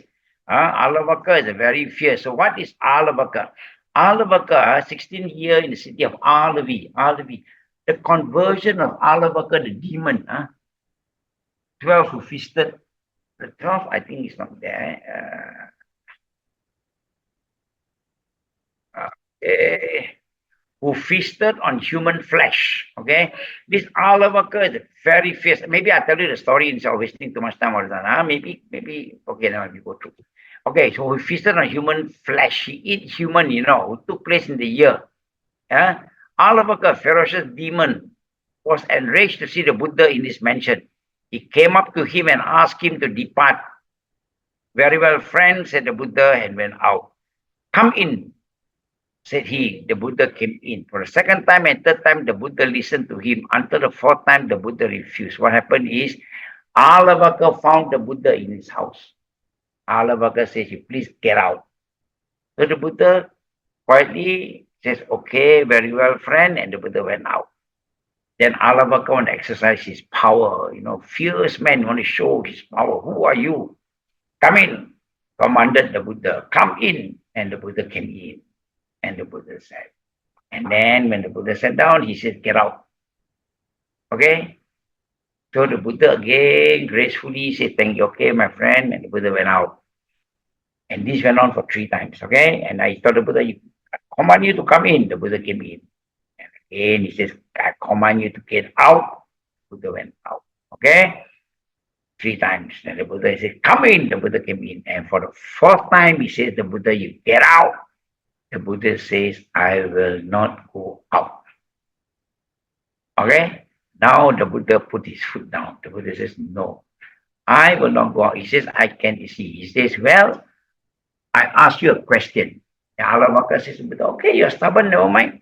I asked you a question. I'm sure you cannot answer one. If you will not answer, I will scatter your thoughts, rive your heart, or take you by your feet and fling you across Ganges. Nay, friend, replied the Buddha. He said, I will take you by the leg and throw you across Ganges River. Buddha says, no. Nay, friend, no, friend, replied the Buddha. I see not in this world, inclusive of gods, Brahmas, ascetics, and Brahmins, among the multitude of gods and men, any who could scatter my thoughts, or rive my heart, or take me by my feet and fling me across Ganges. However, friend, ask what you wish. The Buddha says, I don't see anybody who can do that to me. You think you can take me by my leg and throw me out, and we're going to take my heart out, scatter my thoughts, and all those things. The Buddha says, nobody in the world can do that to me. Say, okay, but the Buddha took the challenge. Now you ask me your question, okay? So this is the important part. So Alavaka then asked the following question. Herein, which is man's best friend? The Buddha asked you. Okay, you answer my question. You answer wrongly, I'm going to kill you, inshallah. The Buddha said, go ahead. But nobody can kill me. But go ahead. I will take your challenge. Ask me your question. Buddha wants to help him, you see. The Buddha's idea. Says that the Buddha can convert even the worst people in the world. Angulimala, the Buddha converted. Alavaka, the Buddha converted. He is a special person. That is a special quality of the Buddha. He can convert people who are ready to be converted, of course. If you are not ready, cannot. So Alavaka, at the point of time, the Buddha see that he can, the Buddha challenge him.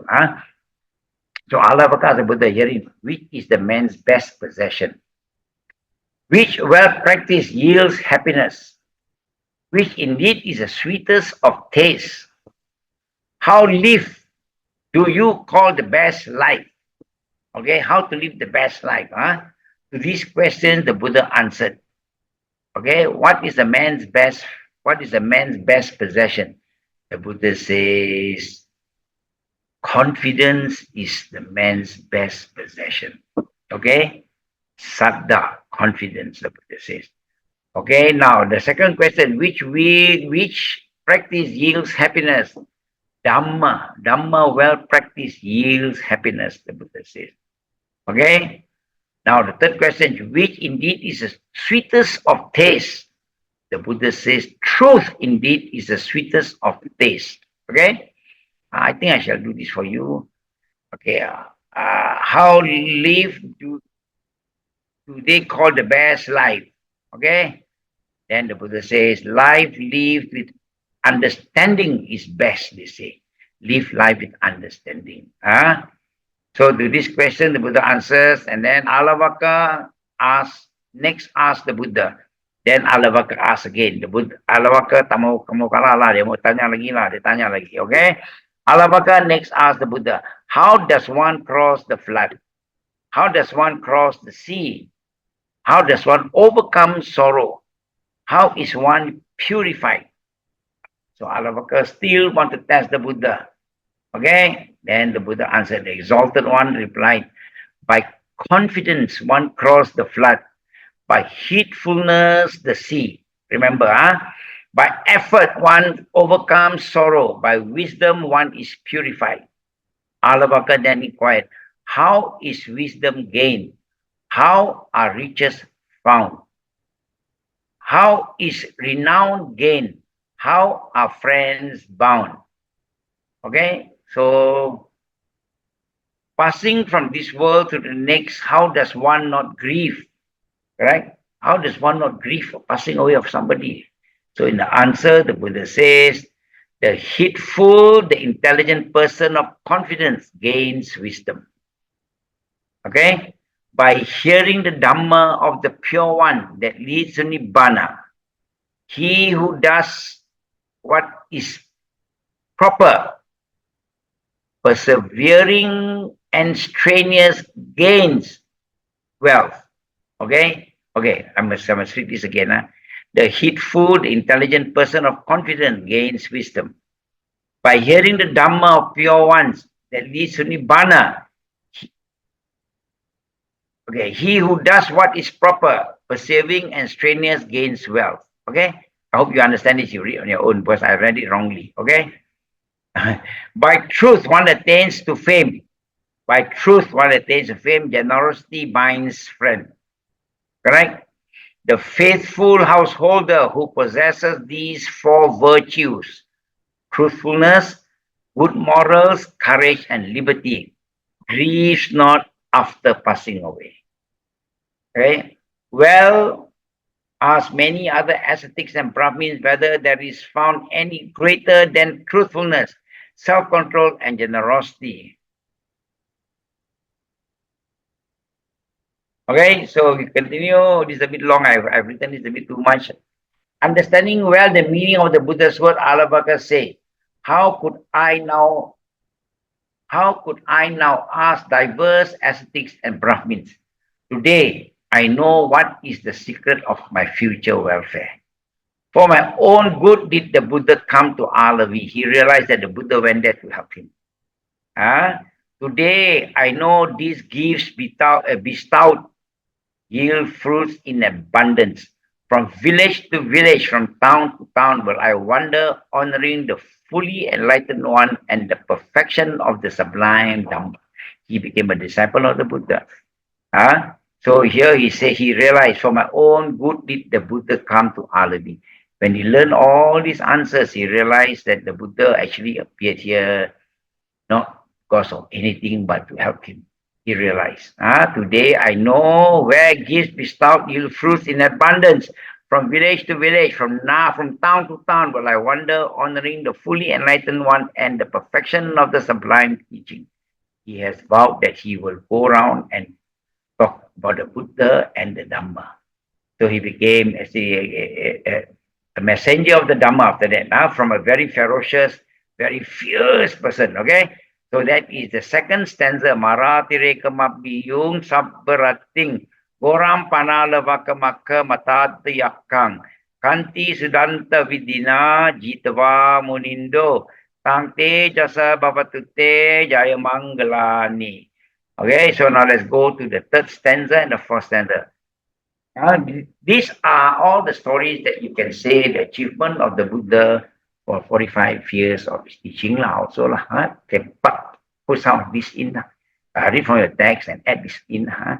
Nala giring gajawarang atimata butang dawang dicaka masa diba sudarunantang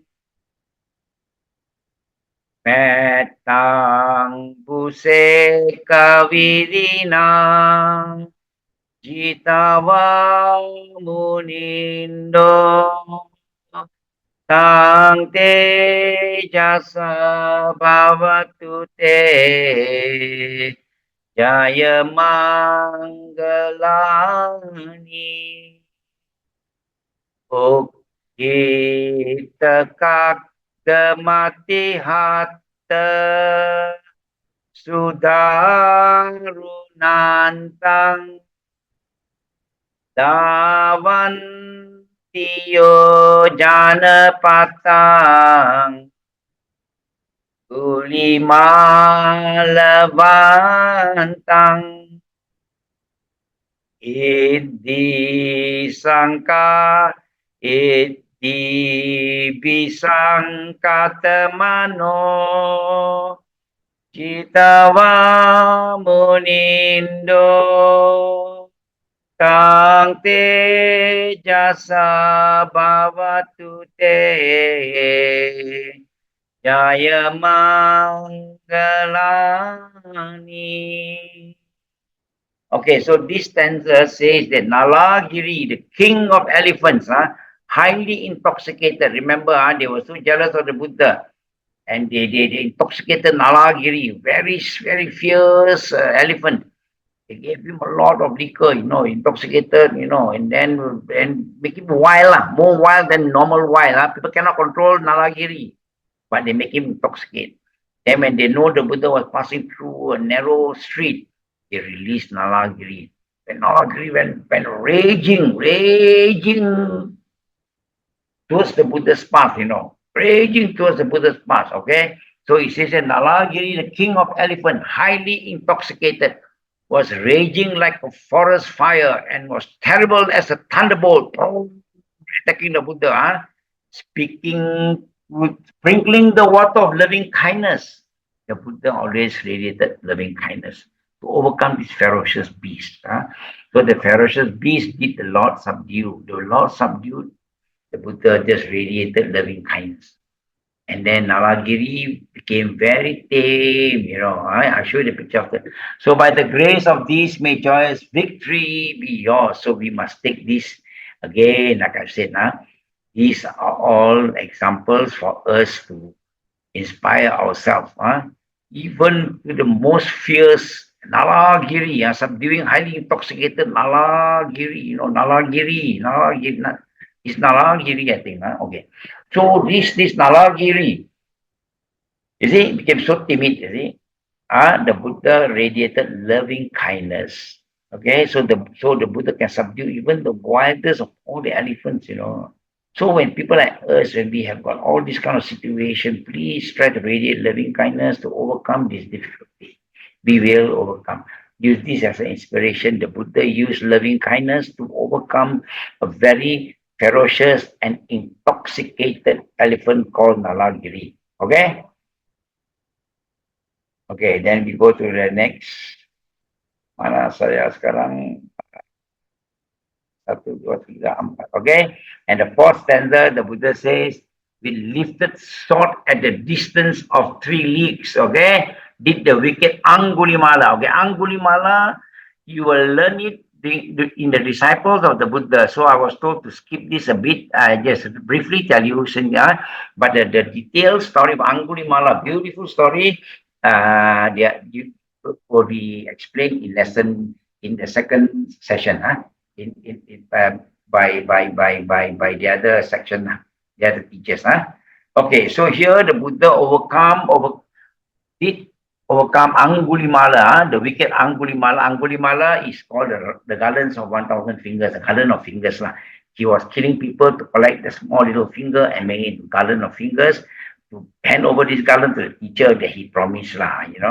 So he was about to kill his mother. I'm making it very short because you will learn the detail in the next class. Okay, not in my class. That is repeated in the disciples of the Buddha, Angulimala. So they will give you detailed explanation. So briefly, you know that the Buddha subdued this is a serial killer who has killed 999 people and collected their little finger to make a garland to give to the master. And that person was about to kill his mother. Angulimala was about to kill the mother, but the Buddha subdued him. Okay. Okay, so here it says, we lifted sword for a distance of 3 leagues. Did the wicked Angulimala run? The Angulimala can run as fast as the horse, they say. And then the Lord sages subdued him by his psychic power. So by the grace of this joyous victory, may the grace of this, may joyous victory be yours. So you remember of Angulimala, a serial killer, the Buddha can also convert him to be his disciple. Alavaka, the Buddha can convert him. But our little friends that they are turning against us, these are very small things only. So we should be able to overcome them, inspired by these stories. Okay, the detailed story is very beautiful, but it will be taught by the other subjects. It will be in the other teachers will teach you this. Yes, in the disciples of the Buddha. Okay. Okay, Katwana Jak. Okay. Katwana Katemudarang Ivagabiniya Cincaya Dutta Vacanang Janakaya Maje Santena Soma Vidina Jitava Munindo Tang te jasa bhavatu te jaya mangkalani Satchang vihaya mati satcha Cakavada ketung Pada biro pitamana Ati anda butang Panya padi pajalito Jitava munindo Tang te jasa bhavatu te Jaya Mangkalani. Okay, here it says Katwana Kata Mudrang, her belly bound with faggots to stimulate the bigness of pregnancy. This lady called Chinchaya, her name is Chinchaya. So she actually pretended that she's pregnant and accused the Buddha of being the father of a child. This is another long story. Time does not allow me now. So this is about, she's very smart. Every evening when the people are leaving the vihara, where the Buddha was staying, she pretended to go there and showed everybody that she's walking towards that place. So people saw her going when they are leaving. Okay. Then early in the morning, before the people go to the vihara, she will go earlier than them and pretend to be leaving from the vihara, So she pretended as though she went that night and come out in the morning, and she stayed overnight with the Buddha, She's giving the people the wrong impression. And then she says she's pregnant and that man is responsible. Okay. So that's what he did, So what did the Buddha do? Her belly bound with faggots to simulate bigness of pregnancy. Chincha, her name is Chincha, Chincha, with harsh words, made foul accusation in the midst of an assembly. They had an assembly. She went there and said that man, they're irresponsible. This is the son, and this is the baby I'm carrying. And he says he's not his, So Her did the Lord of Sages subdue by serenity and graceful bearing. By the grace of these majors, victory be yours. How did the Buddha overcome this? I must tell you this part. So she pretended to be pregnant and said the Buddha was responsible. She actually tied layers of wood, tied and then cover the dress. It looks like pregnant. So Lord Saka tak boleh tahan lah. Lord Saka is Qigong lah. So Qigong tak boleh tahan. Qigong say this, people want to fix the Buddha up. The Buddha can take it, don't worry. You can talk anything about him, right or wrong. He is not affected. Okay? But Qigong cannot. Qigong see you. Why are you accusing the Buddha?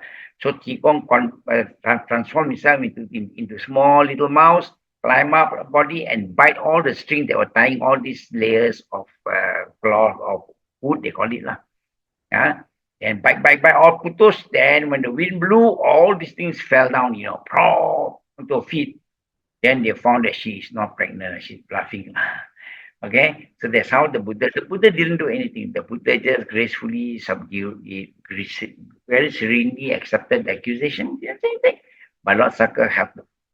And that is how it was exposed that she was bluffing. Okay, so that is another victory of the Buddha. Again, the Buddha remains serene and graceful. So sometimes people accuse you of wrong things.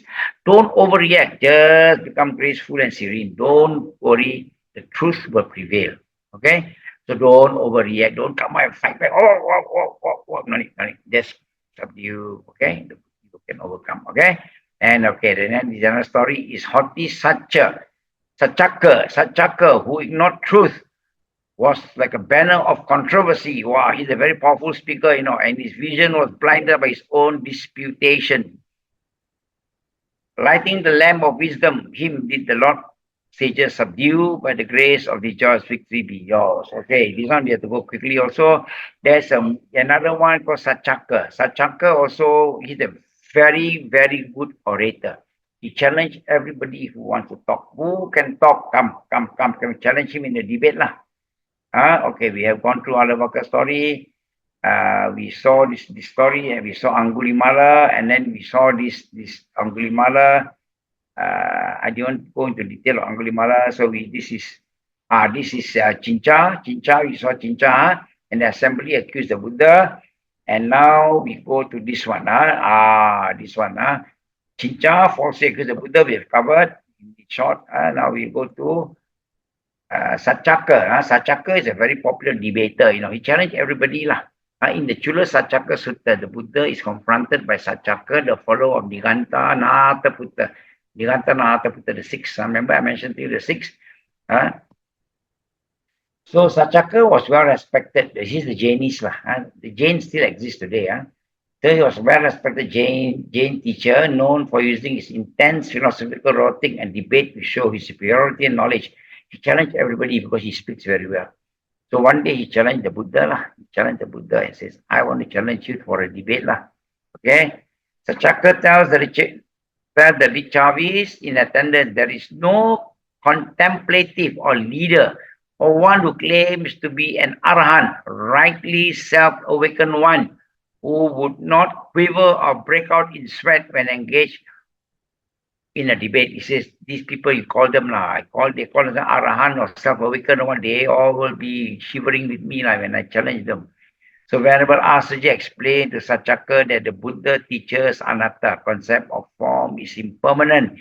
Feeling is impermanent, perception is impermanent, mental fabrication is impermanent, consciousness is impermanent, being's impermanent, form is not self, feelings are not self, perception is not self, mental fabrication is not self, consciousness is not self, all permanent phenomena is not self.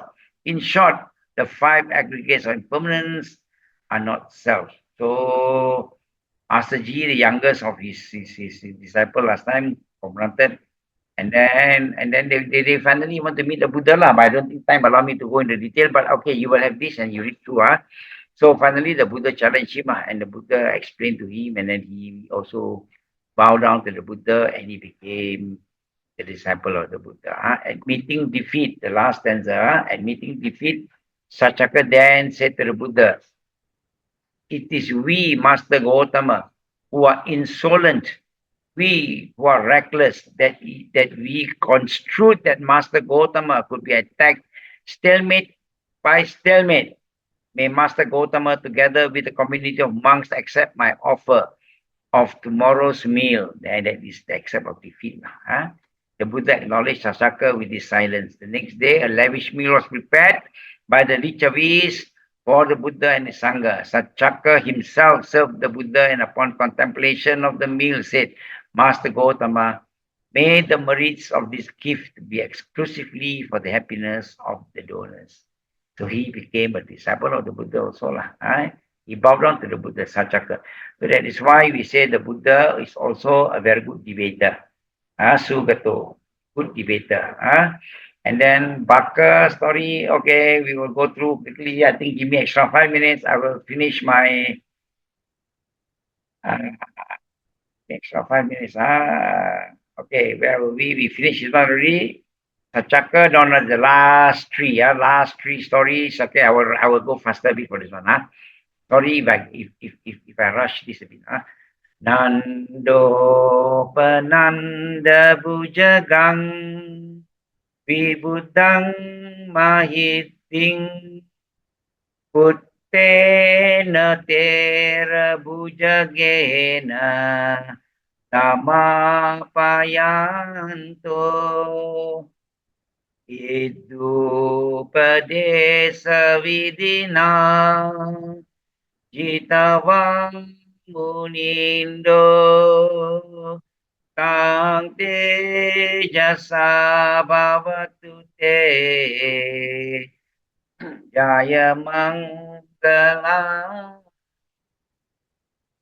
Sugah Hadit Dibujagena Sugat Dahatang Brahma Visuddhi Juti Miti Baka Vidanam Jnana Gadena Vidina Jitawang Munindo Tang Tejasa Bhavatu Te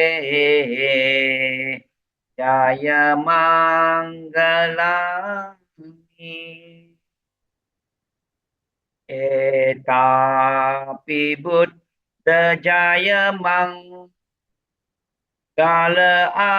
Attagata Yo Vachako Dinadine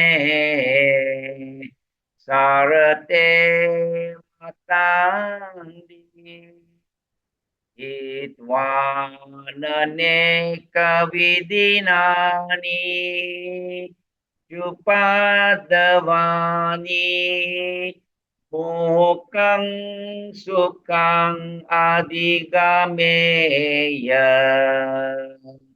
Naro Sampasapanya.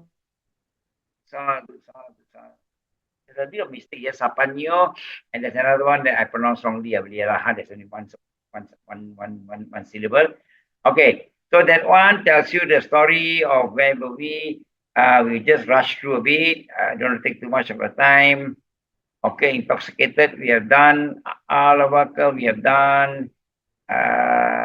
Alavaka, done. Okay, now we were Chinchao, we have done. Chinchao, we have done. Okay, Saka seated, okay, done. What is this? Oh, this one I've not done properly. Okay, anyway, the stories is all there. You can read. And then what else that I got? Sachaka debater, we have done. Okay, Baka is another one. Brahma with any tenacious. Here says the Buddha cured him with the medicine of wisdom. Baka Brahma and other Brahmas had lived so long that they considered their existence and their abode eternal. Likewise, the evil of life escaped the notice of those who have blessings of good life, such as health, wealth, prestige, success, and so forth. But life is subject to suffering.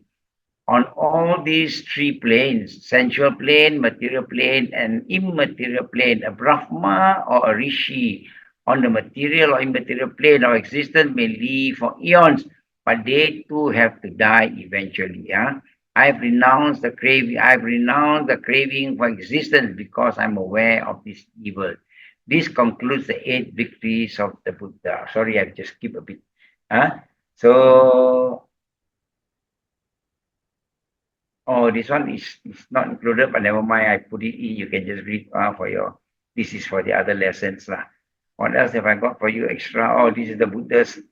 All this is not included, but okay, I'm sorry lah. I don't think I can continue. Time permits, I may want to continue. Okay. So anyway, these are not important. The last few, but I have got the script here. You can go and read. So with that, I think I have finished the victories of the Buddha. Although I have jumped, I only explained 6 to you, but never mind.